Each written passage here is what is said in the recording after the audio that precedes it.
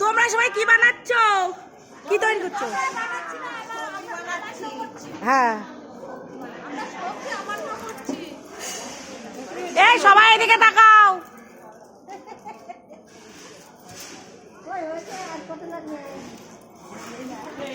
হাসি খুলো, হেসে হেসে কথা বলো।